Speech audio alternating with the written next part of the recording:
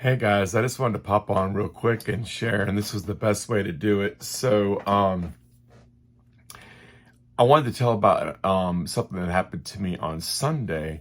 You know, um, you guys know, you've heard parts of my story where, as we're waiting on this thing that many of us are in this place as the remnant, where we're waiting to do the very thing that God created us to do. And we've been through multiple fires, multiple weights, multiple everything, right? Oh, and pardon my little red spotch on my skin here. I just had a little laser something this morning at the dermatologist. How fun. Yeah, that's what we do for excitement. We just get our skin lasered. But anyway, and I know for me, like, I will go into some pretty dark places in terms of depression and whatever if I get on a certain track. My wife will look at me and say, this isn't really productive, right? Like, this isn't really going to help you if you go there. And I get into places of discouragement because so much is kind of, you have to remember and know that this isn't an ordinary transition, okay? This is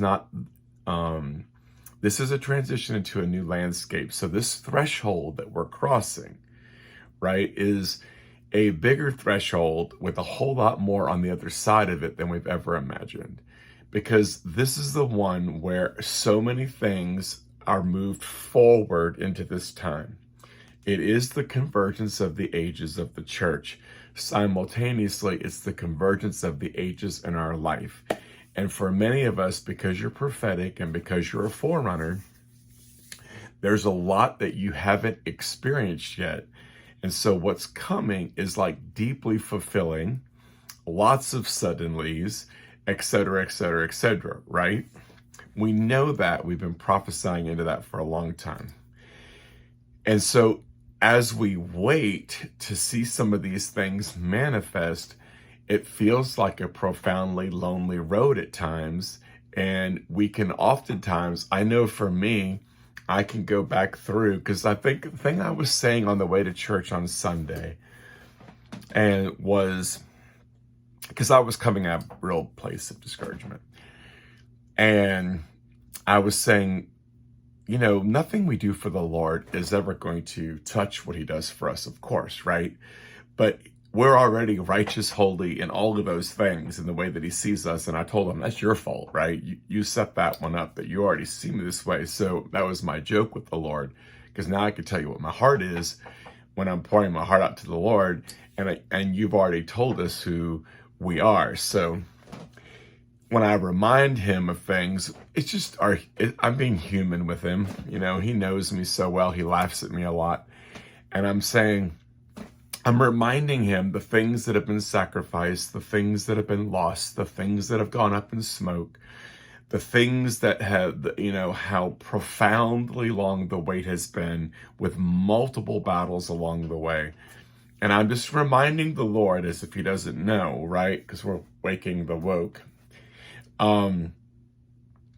of all of these things. And I'm kind of like Nathaniel in The Chosen. Because I'm saying to the Lord that day, I just need to know that you see me.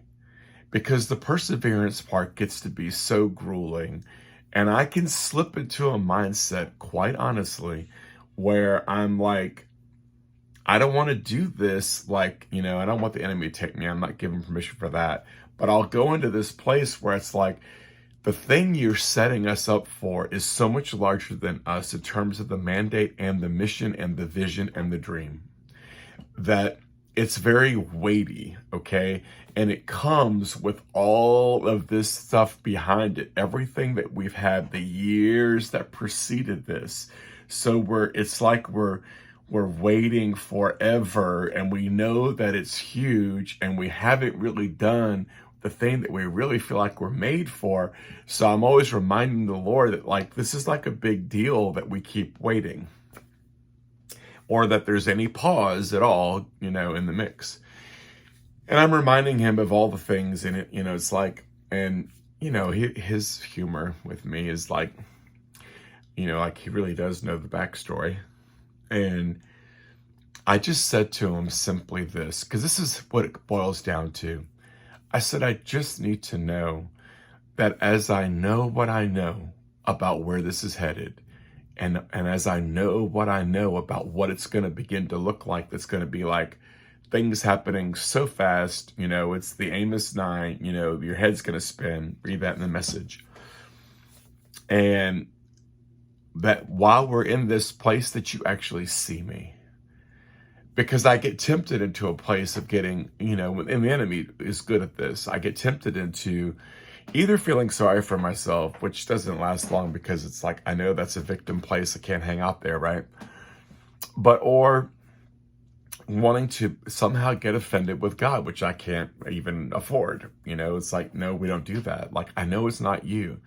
But because this thing is so pronounced and so long in coming, and the battle and the weariness that comes with it is like, huge. I'm like, can you just let me know that I'm seen? So I go into church, and one of the first worship songs, pastor's wife goes off into this little prophetic jaunt on, I see you, you're seen. And I'm like, okay. And then a friend of ours comes over, and she's like, she's really funny because, prophetic people and pioneers, all these people, they're all really quirky, right? So we get along together because we're like birds of a feather. And she's like, I'm over here getting into the Lord's business, and I'm talking to the Lord, right? And telling the Lord, and I'm enjoying the Lord, and all of a sudden he's in your business. And I'm like, I don't want to be in his business, Lord. I want to be in your business. But right now you're in his business, so I guess I'm in his business too. She comes over and she starts giving me this prophetic word, essentially about the school. This academy, Global Fire. She didn't use the name, but Academy in the Spirit, which is what I've been talking about, is ministry school combined with real school for high school, and and connecting a university to that. Just seeing this Academy of the Spirit as a tangible thing, and as the alternative to the education system that's crumbling. And so it's really been big on us. So, and that's where my head's at a lot. So she's prophesying about this school, bam, bam, bam. And I'm like, how ironic. And then she starts prophesying into this huge wealth transfer. Because, okay, one of the major issues with dreams for all of us is that they all cost money.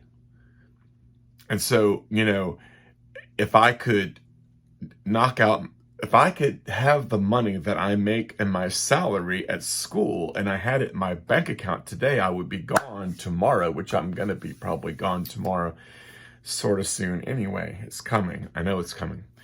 But nonetheless, it's this idea that, plus we want the security of having certain things. And it's like, there are some risk and some leaps here that we're going to be taking. And it's like, so we get trapped. I get trapped because I'm in a system of mammon that has me trapped. And it's like, I haven't tapped into the kingdom system of wealth. And she's prophesying about this huge wealth transfer. Doesn't have any reason to be prophesying that. So my only point in all of that is, the Lord sees you. He knows your dream, and he's already paid for the dream. And money's not going to be an issue. And I just want you guys to be encouraged in that.